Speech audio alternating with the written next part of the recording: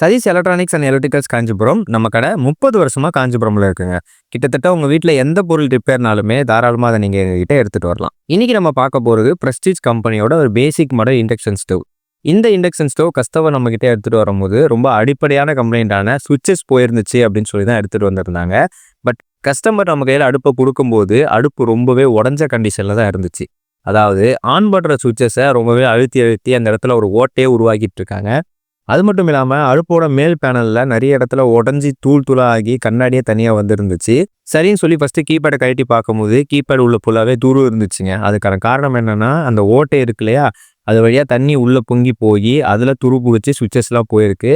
கஸ்டமர்கிட்ட சொன்ன அட்வைஸ் என்ன அப்படின்னு பார்த்தீங்கன்னா, இந்த வாட்டி நீங்கள் சுவிச்சஸை மட்டும் மாற்றாமல் மேல் பேனலுமே சேர்த்து மாற்றுறது தான் உங்களுக்கு நல்லது. ஏன்னா திரும்ப நான் சுவிச்சஸை மாற்றி கொடுத்தேன் அப்படின்னா திரும்ப நீங்கள் தண்ணி பொங்கி உள்ளே போச்சுன்னா மறுபடியும் சுவிச்சஸ் துருபிடிக்கும். இதே மாதிரி ஃபால்ட் கண்டினியூ ஆகிட்டே இருக்கும். ஒரு கட்டத்துக்கு மேலே அது கீபேடே அஃபெக்ட் ஆகி கீபேடே மாற்றுற மாதிரி ஆகிடும். ஸோ கண்டிப்பாக நீங்கள் சுவிச்சஸை மாற்றுறதுக்கு முன்னாடி பேனல் மாற்றுறது தான் நல்லது அப்படின்ற மாதிரியும் சொல்லியிருந்தோம். கஸ்டமருமே 1க்கு 2 வாட்டி யோசிச்சாங்க. அதுக்கப்புறமா சரி ஓகேப்பா நீங்கள் சொன்ன மாதிரியே ஃபஸ்ட்டு பேனலை மாற்றிடலாம், அதுக்கப்புறமே சுவிச்சஸை மாற்றுறது தான் சரியாக இருக்கும் அப்படின்னு சொல்லி அவருமே புரிஞ்சுக்கிட்டாங்க. சரின்னு கஸ்டமர் கேட்ட மாதிரியே அவர் பேனலில் இருந்து அந்த பழைய சுவிச்சஸை வந்து எல்லாத்தையுமே ரிமூவ் பண்ணி நம்ம புது சுவிச்சஸை மாற்ற போகிறோம். அதுக்காக கீபேட் எல்லாத்தையுமே கழட்டி அதுலேருந்து ஒட்டைகள் எல்லாத்தையுமே ரிமூவ் பண்ணிவிட்டு துரு பிடிச்ச பழைய சுவிச்சஸ் எல்லாமே தூக்கி போட்டுட்டு புது சுவிச்சஸை அதில் மாட்டிட்டோம். இந்த வாட்டி கீபேடோட ஒர்க் எல்லாமே முடிஞ்சிருச்சுங்க. நெக்ஸ்ட்டு பேனலில் தான் மாற்றுறோம். நம்மக்கிட்ட இருந்தது அதே பிரஸ்டீஜ் கம்பெனியோட ஒரு பேனல் தான். கஸ்டமருக்கு எடுத்துகிட்டு வந்தது ஒரு கருப்பு கலர் பேனல். பட் நம்மக்கிட்ட இருந்தது ஒரு டார்க் ப்ளூ கலர் பேனல். கஸ்டமர்கிட்ட இந்த கலர் தான் இருக்குது ஓகேவா அப்படின்னு சொல்லி கேட்கும்போது அவர் தாராளமாக ஓகே எனக்கு கலர் பிடிச்சிருக்கு அப்படின்ற மாதிரியும் சொல்லிட்டாங்க. சரின்னு சொல்லி கஸ்டமரோட ஆசைக்கு ஏற்ற மாதிரி அந்த ப்ளூ கலர் பேனலில் அந்த கீபேடை ஃபிக்ஸ் பண்ணியாச்சு.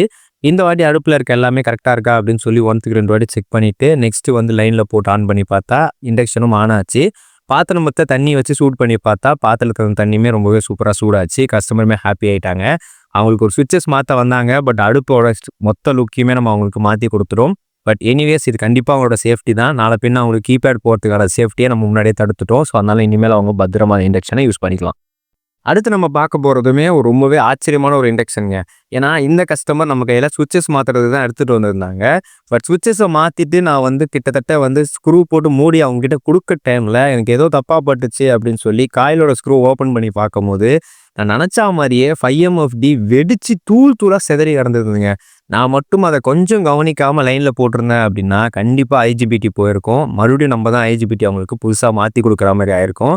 எனிவேஸ் அது எப்படி இருந்துச்சு அப்படின்னு சொல்லி இனிஷியலாக நான் ரெக்கார்ட் பண்ணவே இல்லை. அதுக்கப்புறமா தான் எனக்கு ரெக்கார்ட் பண்ணணும்னு தோணுச்சுன்னு சொல்லி ரெக்கார்ட் பண்ணியிருந்தேன். அதை அவங்களுக்கு காட்டுறேன். 5MFD கிட்டத்தட்ட வெடிச்சு காயிலோட காயிலாக அப்படியே ஒட்டிக்கிச்சிங்க மேலேருந்து. ஸோ ரொம்பவே கஷ்டமாக தான் இருந்துச்சு பிரிக்கும் போது. அதுக்கப்புறமா பார்த்தா கொஞ்சம் தொட்ட உடனே 5MFD கையோட வந்துருச்சு. கஸ்டமர்கிட்ட காமிச்சேன், இந்த பொருள் இப்படி இருக்காது, இது ஃபுல்லாகவே வெடிச்சு செதறி இருக்குது, இதுக்கு புது பொருள் மாற்றினா தான் உங்கள் அடுப்பு நல்லாயிருக்கும் அப்படின்னு சொன்னேன். அவங்களுமே புரிஞ்சுக்கிட்டாங்க. சரி ஓகே அதுக்கு ரீப்ளேஸ் பண்ணிவிடுங்க அப்படின்னு சொன்னாங்க. 5MFD வெடிச்சிருந்தாலே சுற்றி இருக்க விஷயங்கள்லாம் செக் பண்ண வேண்டிய தேவைகள் ஏற்படும். பட் இவங்களோட நல்ல அதிர்ஷ்டம் அந்த இடத்துல வேறு எந்த பொருளுமே போல் வெறும் 5MFD மட்டும்தான் போயிருந்துச்சு. சரின்னு சொல்லி அந்த 5MFDயை மட்டும் ரீப்ளேஸ் பண்ணிட்டோம். ரீப்ளேஸ் பண்ணிட்டு இந்த வாட்டி இண்டக்ஷன் எல்லாத்தையுமே செக் பண்ணிவிட்டு ஆன் பண்ணி பார்த்தா இண்டக்ஷன் சூப்பராக ஆன் ஆச்சு. பாத்திரம் வச்சு பார்த்தா அதுவுமே நல்லா சூடாச்சு. கஸ்டமர் வந்து சுவிச்சஸ் தான் மாற்ற வந்தாங்க. பட் ஆனால் அவங்களுக்கு நல்ல அதிர்ஷ்டம் கண்டிப்பாக 5MFD மாற்றிட்டாங்க. ஏன்னா இப்போ அவங்களுக்கு ஐஜிபிடியோட லைஃப் டைம் இன்னும் கொஞ்சம் நாள் நீட்டிக்கிறதுக்கான தேவைகள் ஏற்படும். ஸோ இதேமாரி உங்கள் வீட்டில் ஏதாவது பொருள் ரிப்பேர்னா தாராளமாக என்கிட்ட எடுத்துகிட்டு வாங்க. நான் எந்த அளவுக்கு க்ளீன் அண்ட் நீட்டாக ஒர்க் பண்ணி தரேன் அப்படின்னு சொல்லி வந்து பார்த்து தெரிஞ்சுக்கோங்க.